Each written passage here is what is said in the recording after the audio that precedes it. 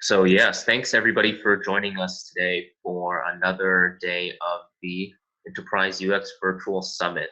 Today we've got Leslie from Intuit here, and I'll let her introduce herself later. But today she's going to be talking about how Intuit sort of overcame the challenges of ensuring design coherence and consistency across a wide array of products. As you can sort of see on the opening slide, they had quite a few different products that came into through acquisition, and she's going to be discussing how they tried to solve some of those issues with their design system. Yeah, Leslie, I'll kind of kick this over to you, and you can introduce yourself, and we can get started here. Fantastic. Thanks, Jerry. I'm glad to be here with you guys this morning and looking forward to our discussion. So I'm Leslie Witt. I lead design for the small business side of Intuit. So for any of you who are familiar with the QuickBooks family, it's payments, it's payroll, it's all the things and tools that are essential to fuel small business success. Intuit in general deals with the financial side of life, and I have a complement on the other side, mostly focused on consumers, looking at how they do their taxes and how they will. I'm actually going to turn off the Q&A because I'm realizing it's gonna distract me while I chat here. So we'll come back to that. But how it is that they actually are enabled to run their financial life smoothly. The only thing I would correct about Jerry's introduction is that this will not be a past tense story. So we have not yet overcome the differences in our systems. We have not yet fully implemented an Intuit design system. But this is a work in formation that over the course of the last year, we've made significant progress on. And what I thought I'd share with you all is both the outcomes, the vision and the goals, as well as the approach, because we are in hot pursuit of creating a coherent system for ourselves and for our customers. And there's different reasons on both sides of that fence that drive the decisions that we're making. And it's an exciting moment to actually be able to now tell a foundational origin story, but have a system that is coming to life and living and can benefit from the input of others on lessons learned. So anyway, looking forward to that discussion. So beautiful seams. This is the origin story of the Intuit design system, a work in progress and a vision of how our company will operate and the role that design plays in that. So let's see here. There we go. Our journey so far. So what's the vision? What we really want to do is to be able to deliver beautifully seamed product experiences across all of our products. And that's really to allow us to fulfill our core mission, which is that as a company, we are here to simplify the business of running your life. And so I'll unpack what that actually means. But what we found over time was that in order to allow innovation to thrive, in order to work at a certain level of velocity, we were a agglomerate of nation states. Some of those acquisition oriented, many of them organically grown internally, but done so in a way that was uncoordinated by design, again, in order to fuel velocity and efficiency.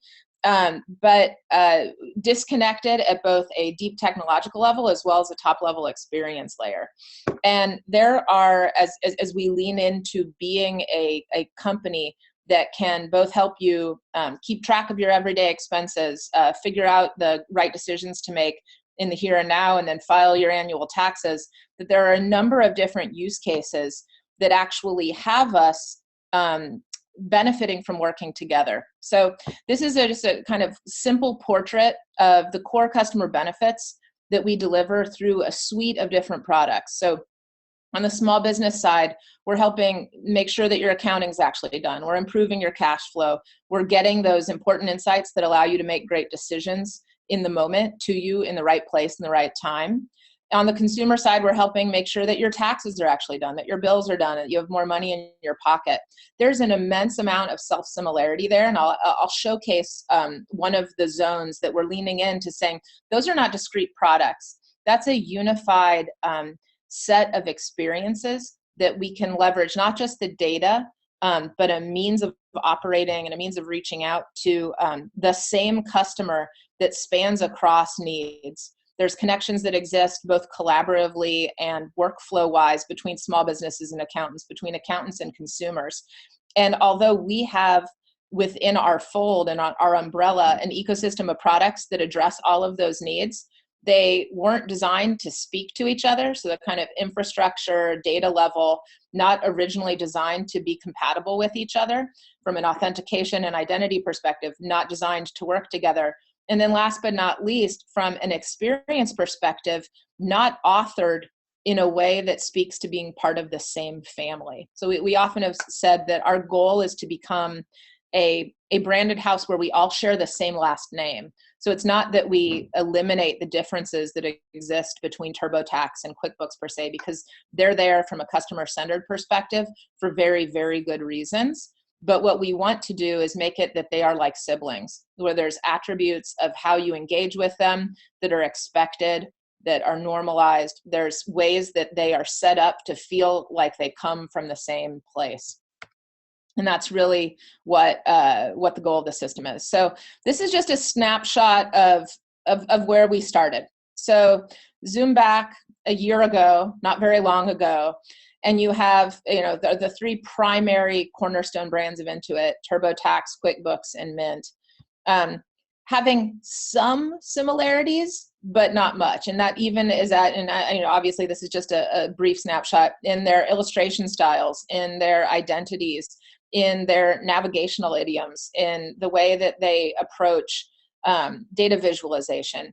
Any of the things that just from a subtle perspective would start to tell you that this is a family of products designed to work together weren't there. And so where to start? I'm just going to play a short little video. 5 years ago, we set out on a journey to go from a house of brands to a branded house, to become one Intuit and simplify the business of life. And so we took a look at everything, because everything matters. Every grid, type, line, circle, and color means something, says something. Every touch, swipe, movement, and response makes you feel something. And when it all works together in an effortless and surprisingly functional way, we are reminded that we are working within a family that is bold, passionate, and decisive, with each member delivering its customer benefits, yet thriving as a whole. And there is something about it all that becomes delightfully familiar.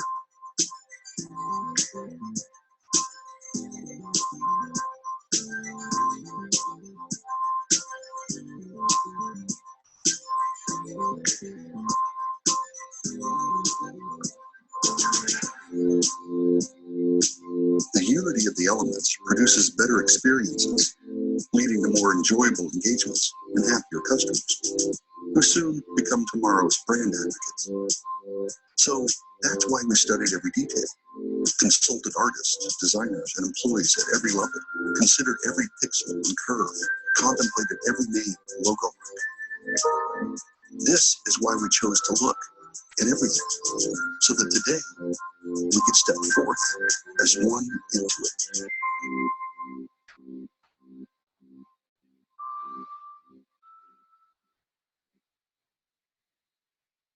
All right, so hopefully that gives you guys a little bit of a feel for one of our first foundational moves, which was really to focus on providing an alignment infrastructure around our identities, to lightly tweak them in order to create some self-similarities. We had differences in capitalization, differences in font choice and font weight. We had differences actually even in the coloration of Intuit, the placement of Intuit, and then in the overall kind of form factor and treatment of an icon within a circle. Very, very, I'd say subtle differences and very unintentional differences. And that's become sort of a mantra within most of the changes that we're making, which is to say we're not actually trying to drive absolute consistency, far from it. But what we are trying to hold ourselves to is a barrier of, or a kind of benchmark of meaningful difference. what is this intentional and meaningful difference? Is it actually something that for any particular product family allows them in a meaningful way to serve their customers better? Or is this just difference because of lack of coordination or lack of explicit intent? That video said 5 years ago, which was a little bit of a misfire, but a nod to the intent. So it has been an intent of this company to lean into creating a one Intuit branded house strategy and then design system for 5 years. It took us a number of years to actually get to go. And we really did not start making explicit out in the world progress on that objective until the last year. And I can speak a little bit as to why if we want to in the Q&A. But in terms of like, where will we actually head? We talk about this sort of, we want to get to a place where we're about 80% familial, where we've been able to preserve, and this is just a kind of like illustrative dimension of what that would look like if we were in a complete family where we had an adherence doctrine, or where we're allowing that the uniqueness and idiosyncrasy of each product family and the customers that they serve comes to the surface, but in a way that feels coordinated and intentional. And where we were was on the far left-hand side, which is that it felt quite random, quite unintentional, and in a way that does not instill confidence in our customers that these are products that actually work well together. So there's 5 attributes of the Intuit design system. I talked a little bit about some of the common brand elements. Logos are a portion of that. Typeface alignment across all of our product systems, and color palette alignment. This is a huge one because when you cross from one product to another, it's some of those gaps and synapses that really highlight the differences. We are building true flows, Mint to tax. I don't know if any of you use Mint, but personal financial management, allowing that the data that you connect there can then actually directly flow into our TurboTax products. One that came out just this year, which is tying our self-employed products together.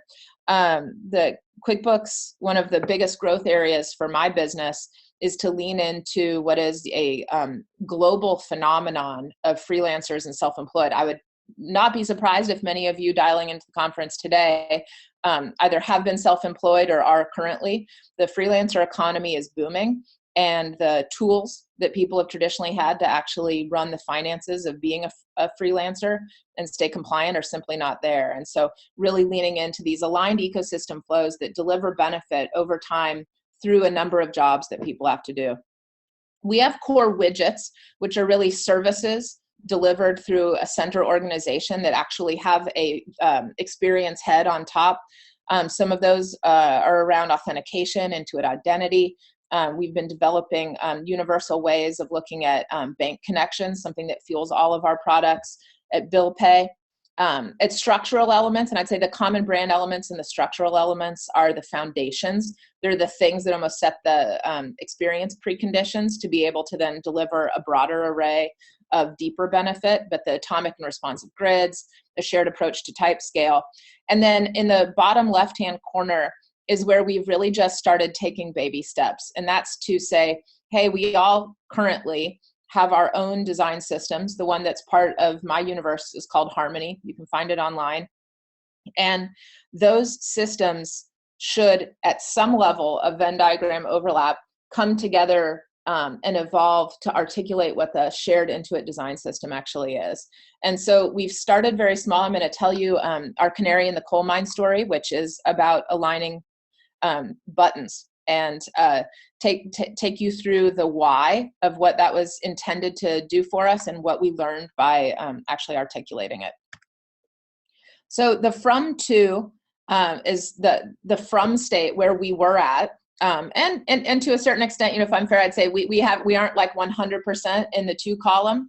I'd probably give us a B, but we had a number of different product design systems across Intuit, and where they were different from each other was not out of intent. And so I've already mentioned that this benchmark, and we use the terminology a lot internally, is where are we meaningfully different?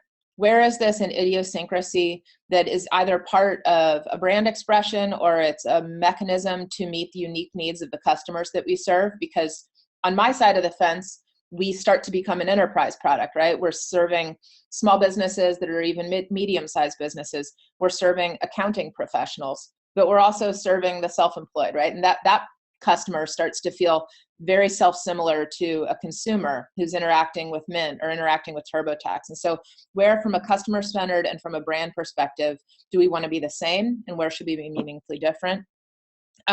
There's an organizational and efficiency benefit here when realized, which is that we realized that we were doing a lot of the same things and often a lot of very complex things redundantly. Doing one in Plano for our ProTax group, doing one down in San Diego for our TurboTax group, doing one up at, in Mountain View where I'm based for QuickBooks. And that if we could get to a shared foundation, both infrastructurally, and I'll speak to that a little bit, which we call App Fabric, which is to have the same kind of shell infrastructure that allows us to plug and play with each other, that we would be able to do more together. And so really wanting to have an efficiency play on unified design and engineering. From very awkward transitions between our products and no shared data infrastructure to constructing what we're calling beautiful seams. We have a few, and we will have more. From having, our approach to systems up until this moment in time had largely been static design documentation. So although housed digitally, not digital to its core, in the sense that production code wasn't tethered to the actual design system. It was more a set of guidance, brand guidelines, visual guidelines. And so the way that we've been approaching this and evolving both the Harmony system and the Intuit design system is really to ensure that all of those are actual UI components and directly consumable in code.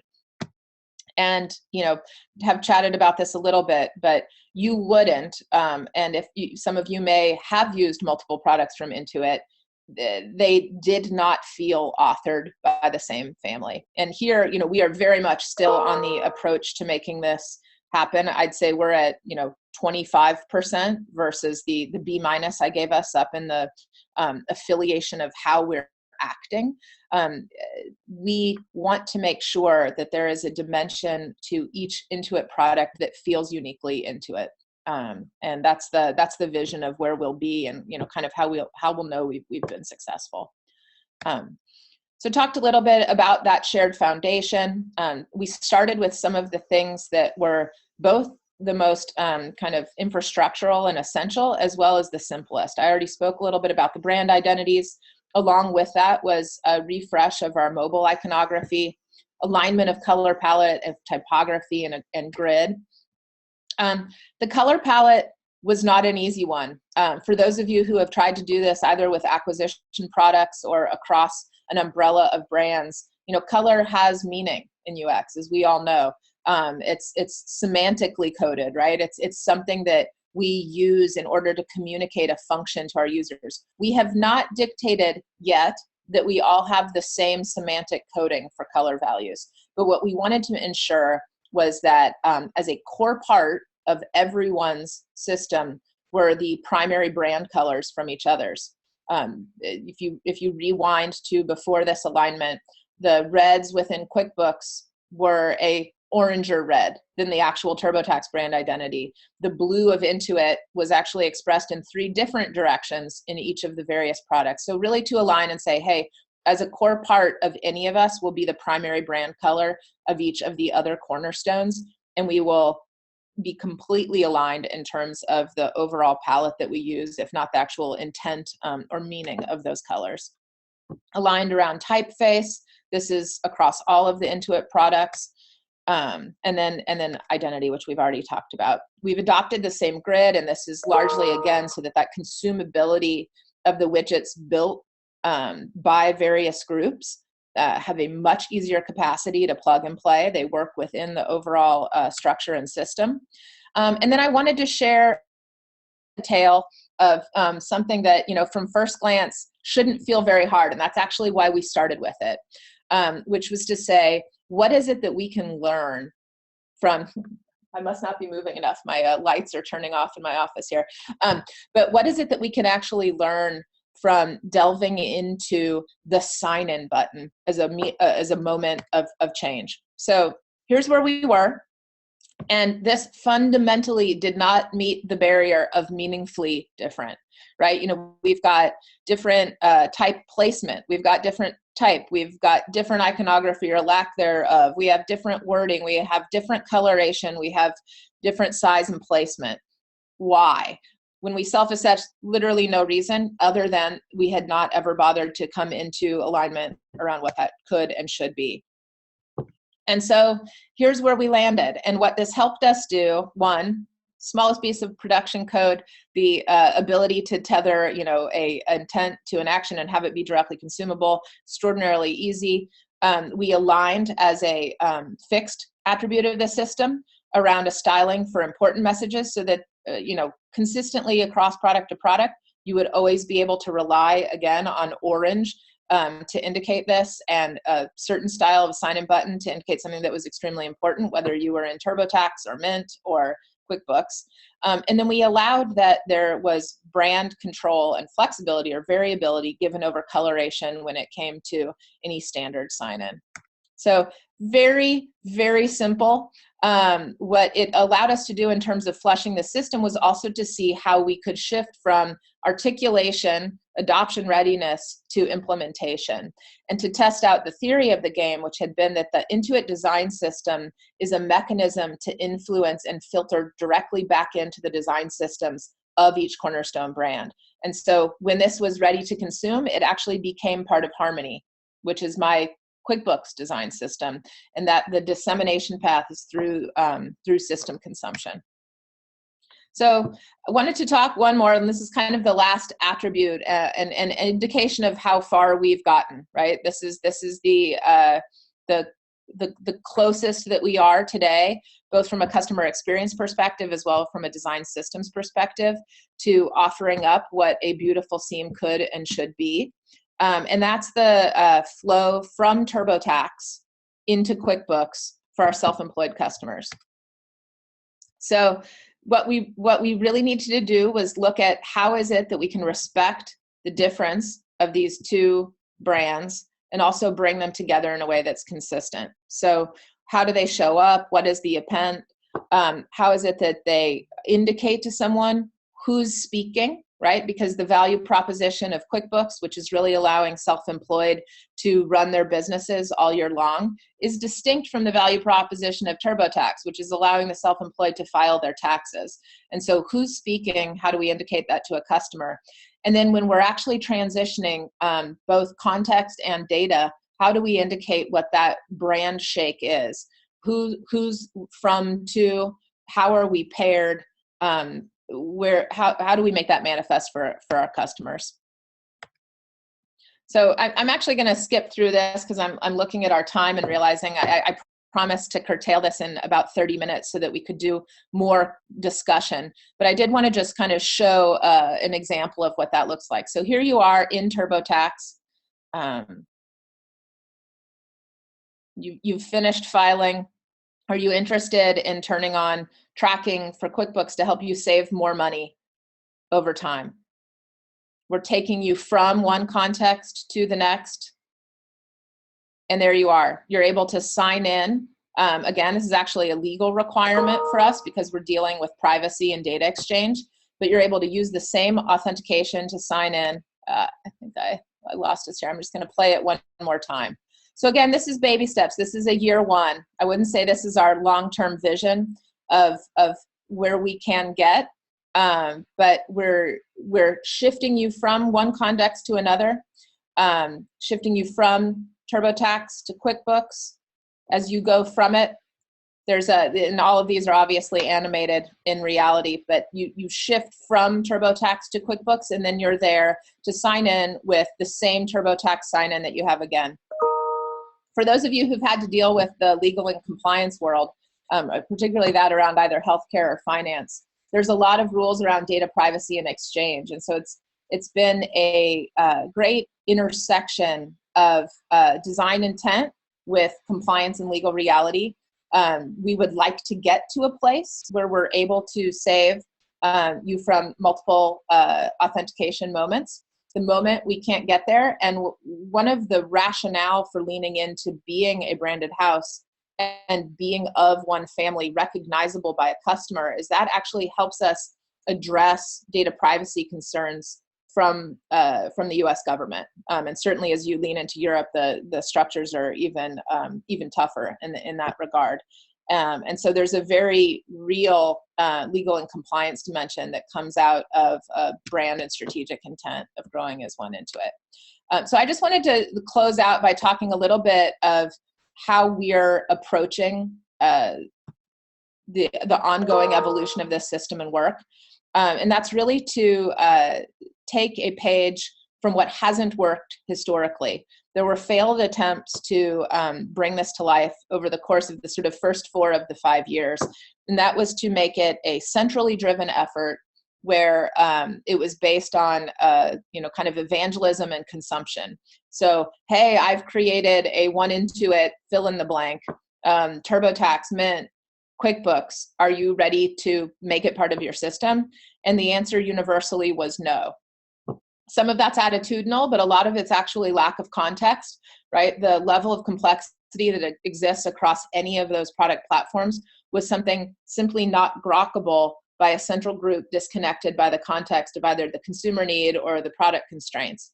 And so what we've done instead is to say that the primary composers of this entire system are actually the business unit teams themselves. And there's a representation model and there's a mission-based teams model that comes together in order to address any given next up. So it creates that already existing relationship between production and consumption. We were the people that actually made the system, and then we are the same people who are committed to consuming it. And it's allowed a level of buy-in, context, and flexible contribution. We've found that at any given moment in time, there might be more capacity on, say, the TurboTax side when they're off cycle from their tax season, or on our side during tax season, where they're completely consumed with the needs of their business unit proper. So it's also allowed a great kind of surge and flow around staffing and intent.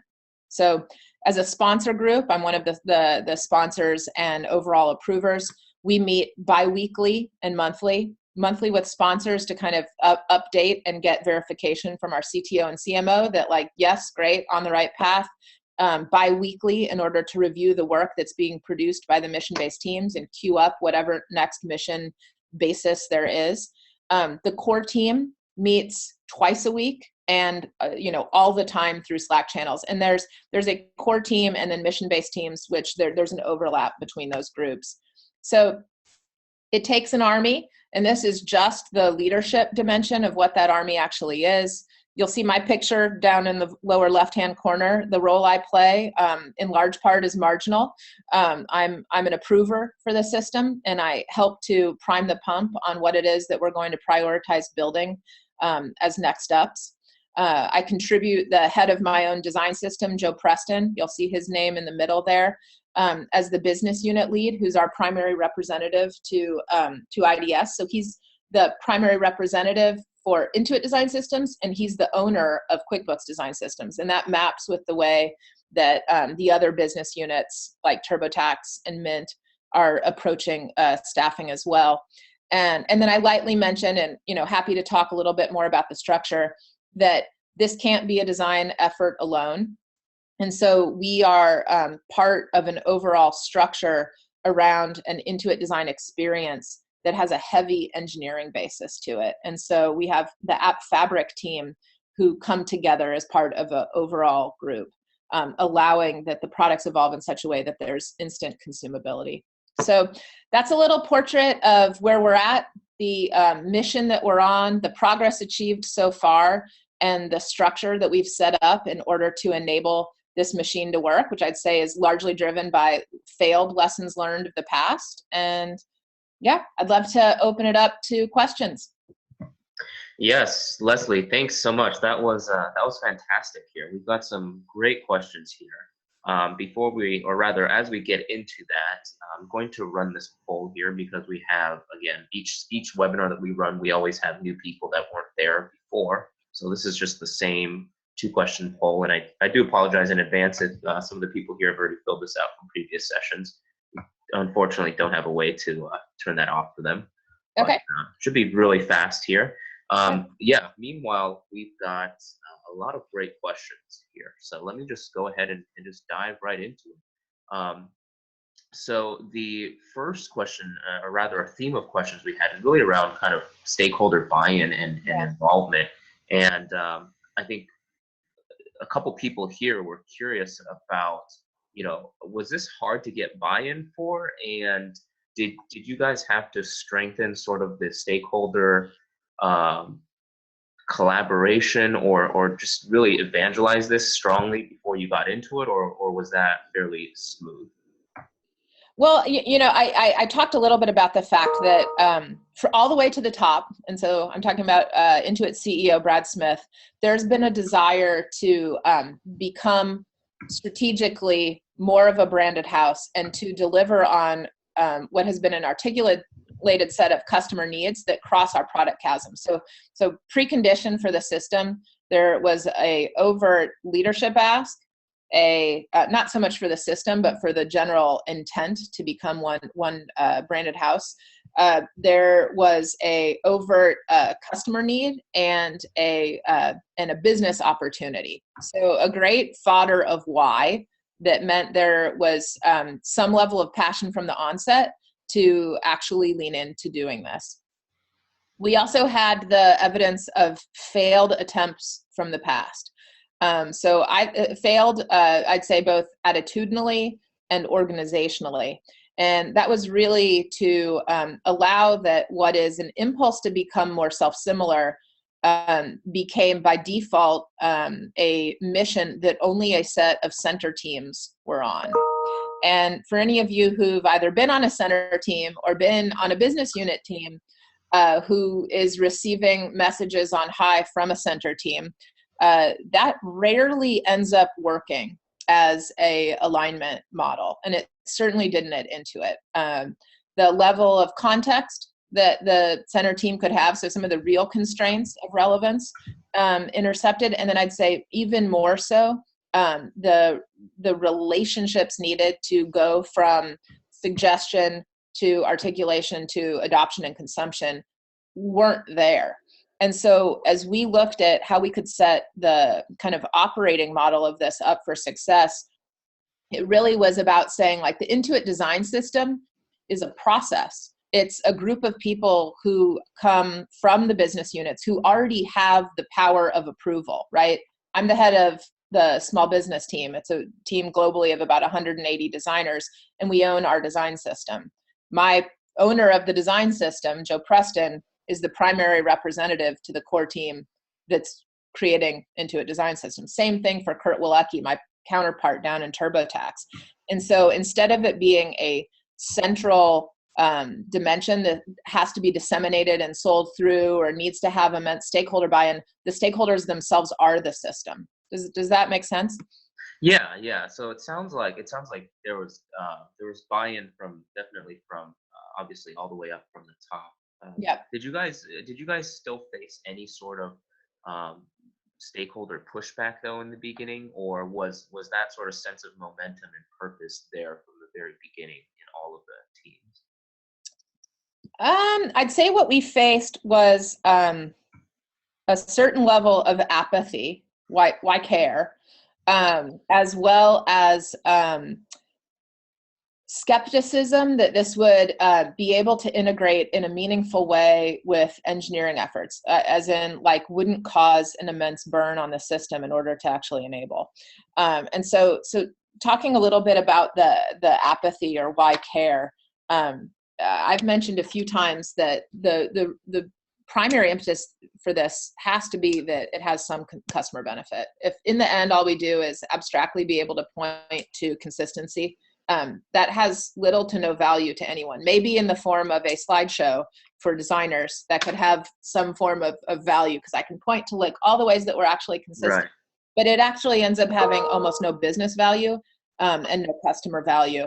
And so we all know that that will instantly, as it should be, get deprioritized. And so we started off with the brand identities very intentionally, because one, they had very little tech consequence. I wouldn't say none in order to implement, but very little tech load. And they were also something that's highly visible. And we wanted to make sure that we could point to a win right off the bat, and in a way that was the least problematic. So the mobile iconography and the brand identities were our start point, not so much because they have the greatest customer consequence, but because in the independence of the design group to articulate and implement, as well as us being able to get points on the board early on, they were a huge area of focus. Right, right. And then once you actually got into working, more on the and sort of the UI and the components of the design system, did you guys encounter any difficulties as a result of having these products on different platforms and devices? Was there sort of a, was there any issue in trying to create a sort of coherence across, let's say, different devices and even, like, I don't know, technology stacks? Yeah, absolutely. And again, I wouldn't past tense it. We currently face complexity there. The fact that we are unified as a team that's a set one of designers chartered with building out a design system that then is consumable within our respective platforms and frames, coupled with a engineering mission to have the same kind of consumption layer, we call it app fabric, that allows those things to work together, has been essential. And yeah, I mean, we absolutely face challenges in that capacity. But as we've started to amp up areas of exploration, so I showed you our first UI component. I think it went live 3 months ago. Again, this is a pretty recent origin story, but as we're leaning into our next up array of UI components, and we've done several since then, all of our loading graphics have been aligned. We're starting to lean into areas that are of deeper consequence. So as the next up set that we're tackling are navigational structure and notification systems, significantly harder to achieve the right level of shared elements across, as well as being respectful of the context and idiosyncrasies of each zone's needs. So we started small, we've increased the complexity bit on bit, and now we're tackling some of the areas that end up creating the highest level of customer intuition on how to actually use a product, as well as our areas like notifications, where you really feel the disconnection today, both from a structure of message, voice and tone, governance model, approach, tagging, etc. So hopefully I'll be able to tell the tale in, say, 3 to 6 months of how we successfully leaned in there. Right, right. And the next question we've got here, or it's kind of a theme of questions, I suppose, is in the beginning, did you guys need to generate this sort of evidence that that such a branded house and a design system was needed at Intuit? For instance, did you guys have user research or even like recordings of user tests that showed that there was this sort of inconsistency to kind of at least light the fire and get this going? Yeah, we used some pretty simple methods, which was just to showcase the customer experience of going from one product to another, of seeing our logos adjacently, of using, at the point in time where we really started the system, there was work in development around one core widget, if you remember the kind of 5 attributes of the One Intuit design system. And that was what we've called One Intuit identity. And that's meant to be, a single account relationship and authentication mechanism for any Intuit product, as well as underpinning that a shared data infrastructure. So our care agents would know what you've done and which products, and ability to port information from one to the next. So there was already a reason for customers to begin to feel and see us together. There were use cases that already carried you across the various products.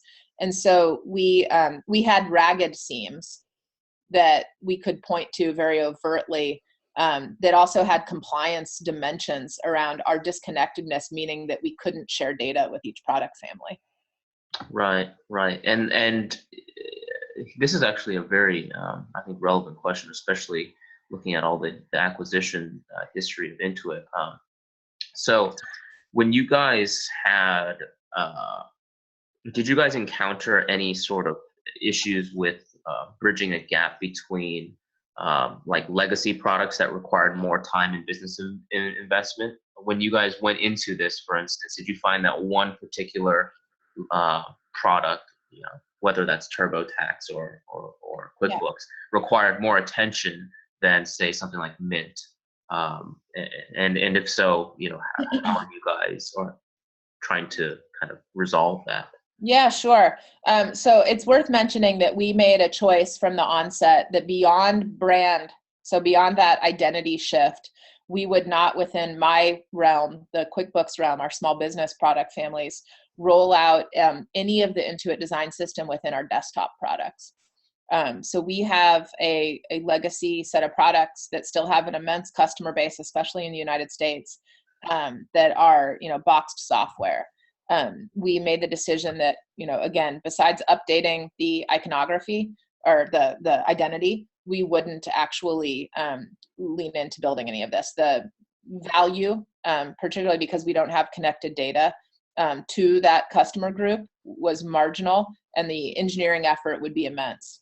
But we have most of our products as SaaS products.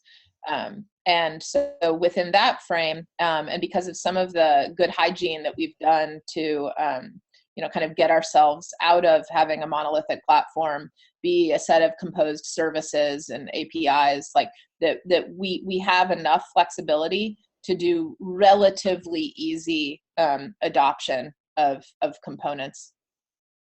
Right, right. And since this is such a large undertaking, how are you guys, or how will you guys determine whether this endeavor was successful? So, for instance, are there any success metrics or KPIs that you guys are trying to track against, so at the end you can evaluate if the effort was was worthwhile?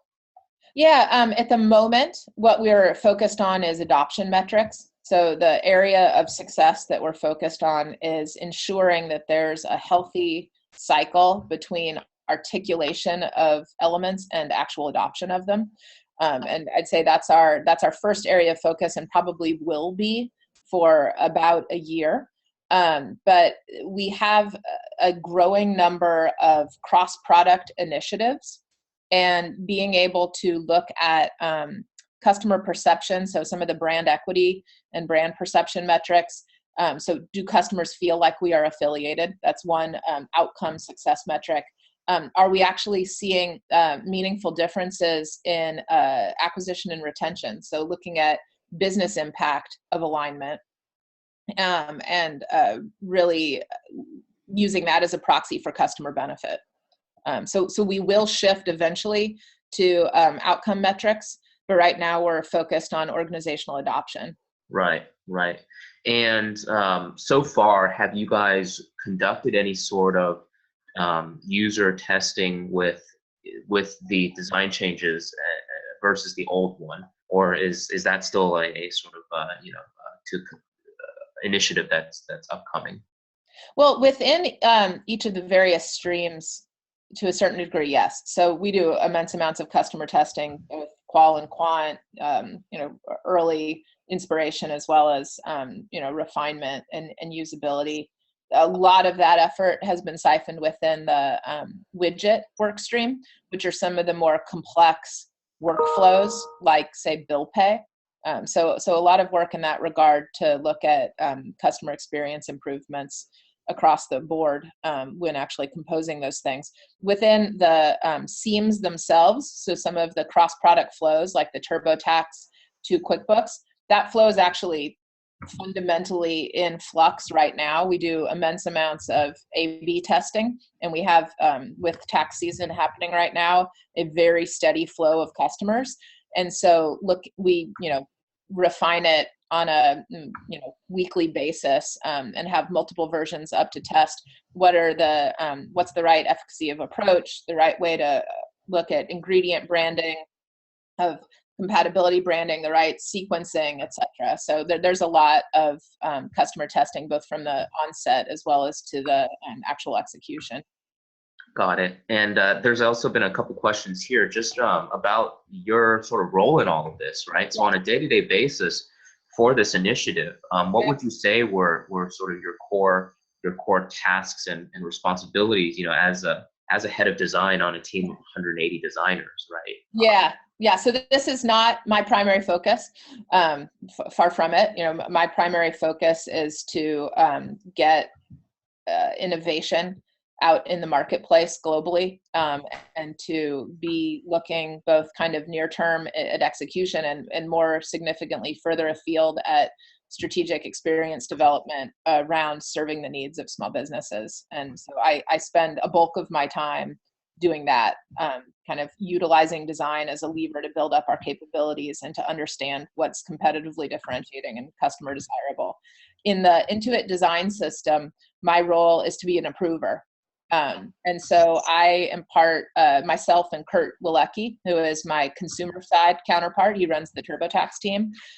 He and I are the joint approvers, and it takes us both, kind of in terms of like, how do you get stakeholder agreement? We are the primary stakeholders. We're the owner of our respective systems, and we're the approvers of this system. And so bi-weekly, we meet with the teams and we talk really about two things. We look at the work done to date, and we either, push to have it further articulated, or we give the stamp of approval to say like, yes, ready for adoption. And we chart out what our next up tackles will be and how to staff those mission-based teams in order to tackle it. So I mentioned that, one of our next up areas, and it's a significant increase in complexity to some of the UI componentry we've tackled so far, is looking at navigational structure and notifications. Right. So we really queue up like, hey guys, here's what we'd like to see the system start to tackle. And obviously we're privy from a roadmap perspective and from a strategic planning perspective to a lot of the things that haven't yet come down the pike that are going to be, reasons that triage would happen. Right. And now when you're actually working with the design teams and trying to kind of communicate and roll out this new design language, how do you sort of balance the, sticking to the consistency of the design language versus still having some creative flexibility in their ideas, right? Yeah. Could you go a little bit more into how that sort of balance and tension is handled? Yeah, I hate consistency for consistency's sake, like bar none. I also think that way too often design systems become police states, and they, in that way, are one kind of horrible limiters on creativity, and they become dead, right? Because we all know that what was de rigueur before iOS 7 came out was instantly, from a look and feel perspective, outdated, right? And so these things have to be living systems. They have to be able to evolve, and they can't be delusional that they've solved all potential contexts and use cases, right? And so we are not trying to create a completely comprehensive system. So I think first off, is the goal. This isn't meant to have complete coverage. I showed that spectrum. It's not highly scientific, but we've kind of given each other like the gentleman's or gentlewoman's handshake and said like, I think, looking at who we serve, how we serve, the elements within our various businesses, they're like kind of 75 to 80% similar. And we should be able to, with intent, get to articulation of a core class of componentry or widgets or jobs to be done that has the right level of sameness and variability. So a great example would be bill payment. A customer doing bill payment, that's a pretty straightforward set of flows. A small business doing bill payment, there's an attribute of what they'll do that's completely self-similar to a customer, but their overall kind of accounts receivable and accounts payable needs have far greater complexity, both for tracking purposes, for workflow purposes, for timing and sequencing, for source of funds, etc. And so what we've really tried to focus on is let's get aligned, even at the level of an element, on what attributes are fixed and shared, and where we design and with engineering and with code, a level of customizability or variability that allows you to meet the direct needs of your customer. Right, and actually, speaking of the engineering team, a few people here were curious, how is the engineering team empowered with this design system? So how do they know, what components to use and where to get that code? Is it all in the Harmony site, or is it somewhere else that they can easily pull that from and just immediately make the right changes? Yeah, and I actually saw a question pop up on the Q&A, like the Harmony design system that is public, which is the one that you can all see if you go to harmony.intuit.com or some similar URL, is itself still the old Harmony system, which is more of flat design guidelines. It's standards and systems rather than directly consumable UI. Internally, we have a living code system that we call HUI, and the Harmony UI, and that's the directly consumable code-enabled attributes of the up-to-date system. So it's always already up-to-date. It's what we use as the mechanism to siphon in the work done by the Intuit design system. There is an intent, without a timeline attached to it, to at some point make that publicly consumable. And that's largely because Intuit, and especially QuickBooks, has a really robust number of third-party developers that create apps for small businesses that often are either embedded within QuickBooks or want to work in heavy partnership with QuickBooks. Right. And speaking of that internal design system, is there a dedicated, just the full-time design system team that creates and maintains the components, or do each of these different sort of business leaders have to contribute and help maintain this system? So we still are maintaining our own system. So on my team, I have Joe Preston, who runs the Harmony design system, and he has a team of designers, and he's partnered with an engineer who has a small team of engineers in order to both evangelize, propagate, grow, and maintain the design system. It is an open contribution model. It works at its own micro level, which is not all that micro. So I think I mentioned I have a team of about 180 full-time designers on a similar model to hey, let's have somebody tackle mobile first tables. Okay, we put together a mission-based team. They author that with the context of use. That becomes part of an evolved Harmony design system that's available for others to use and consume. So we are fundamentally still at a business unit level, maintaining our own design systems. The Intuit design system is an umbrella that sits on top of and is composed of those same people. And so TurboTax has their own, called Fuego. And what we do is compose, the mission-based teams that come from the cornerstone brands, have the executable code that then comes back and becomes part of the respective design systems. Does that, so it's a cycling. Yeah, so it sounds like the design system team is obviously also open to ideas and contributions from people who aren't on that team, and it just becomes, like you said, like a very fluid kind of flow of ideas and patterns. Yeah, which requires curation, right? It's not like an open contribution, no guidelines and governance model. It's a purposeful execution and evolution based team with an open contribution mindset and model. And so that's true at the micro level of Harmony. So the design system that's apropos to my small business team. Yeah. And it's true with Harmony's relationship to Intuit design system. And then you could repeat that exact same operational model for TurboTax and for Mint. And so there's not so much that need to sell others on use and dissemination. They've actually been part of building it. Right, right. And when you were actually working with the engineering team on this, did you guys encounter any sort of pushback from them or hesitance to, to essentially kind of change the way they were working, or was it a pretty smooth process to get them involved and bought into the design system?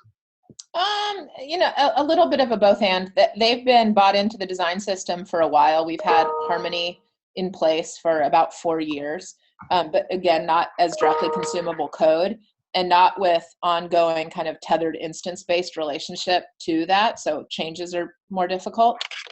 The engineering team believed in the value, both for customer experience and for organizational efficiency. They didn't have as robust of a governance system in place. And so they, I'd say, first went into this with a full-on, like 100% ungoverned open contribution model, and not mission-based teams.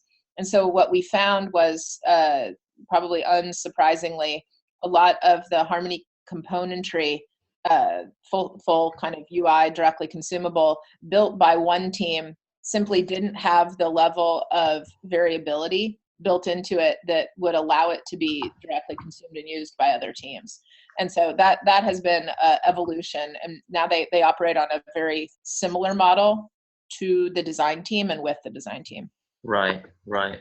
And speaking of, the design system governance, there's been a few questions here just around how that sort of approval flow works to basically kind of limit, right, these sort of on-the-fly changes to the design system. Could you explain a little bit more how that the approval process and review process might work for the design system in terms of changes to it? Yeah, so there's two different models, and intentionally within the Harmony design system. So within my small business team, which that system is meant to be relatively overarching, and it's an enablement system. We don't systematize everything from the onset. So we want to make sure that first and foremost, what we're fueling is customer excellence and innovation. And so what we ask teams to do, again, it's that like self-governance around like, are you being meaningfully different? Is there something here that would work pretty much just as well as what you're intending to do? Or actually, do you have a new idea or a new area or a new pattern altogether or something that could become a pattern that you want to build and test with your customer group? So that's self-governance, and teams are pretty darn good about it, about trying to push to leverage engineering and design efforts where it's going to make the biggest bang for the buck. We get to a point, and again, this is a little bit more intuition than science, where it's like, hey, you know what? There's enough of there's enough refinement in this particular pattern that it's gone from being an emergent experiment to actually being something that's ready to be patternized.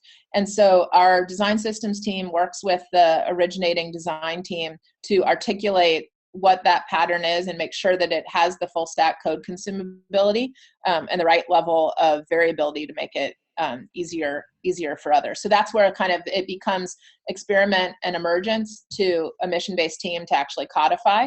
So that's the model on Harmony.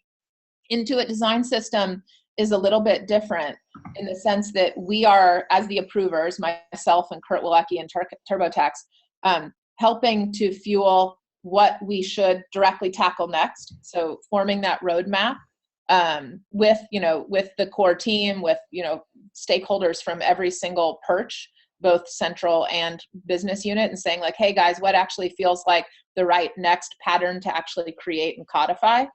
Doing that with a mission-based team, and then acting as the approvers ourselves. So did that answer your question, Jerry? Yeah. It sounds like it's a very, it sounds like there's a couple of, aside from having a very structured approach to it, it sounds like you also have sort of a cultural advantage at Intuit, right? Because it sounds like people, there's just in general, a very strong design maturity and culture there that helps to just make everything else flow so much easier, right? In terms of Yeah. getting I think that's really true. right, even getting non-designers on board is just less resistance, right? That comes from having that cultural advantage. And since we are pushing up on the hour here, we're going to just wrap up with I think just one more question from everybody. And thank you so much. I really appreciate. Thank you. Yeah, I really appreciate everyone's involvement, and of course your help in this, Leslie. But I think the last question that that we'll handle here is let's take a look here. Got a lot, so I'm just going to pick one. All right, so the next question, I guess, is for is in terms of using the design system. So if you're not a design systems team member, right, and you want to use this design system, is there like an internal repository that that you would go to, like a single source of truth that you would pull assets and patterns? Yes. Yeah, we have internal resources that allow that there's a tool-based way to stay up to date. Gotcha. Fantastic. Well, hey, I hate to sign off, but I've got to get to my 10 o'clock, and appreciate getting the chance to share with you guys. Yeah, absolutely. No, Leslie, thank you so much. You did fantastic, and everyone here has just been giving you, singing your praises. So really appreciate your help on this. And again, everybody, thank you for joining us here. Let me go ahead and Leslie, if you need to sign off, no worries. I'll wrap up here. So everybody, thank you for joining. Let me go ahead and get you guys the link to the next session that we have starting in 30 minutes here. So the next session is going to be with Mark Figueredo, who's an Associate Vice President of User Experience at T. Rowe Price, which is a financial institution, and he's going to be talking about how they really tried to create a sustainable design process there. So here's the link, and I will see you guys there in about 30 minutes. Otherwise, thank you all for joining us this morning, and hope to see you at the rest of the sessions. So take care, folks.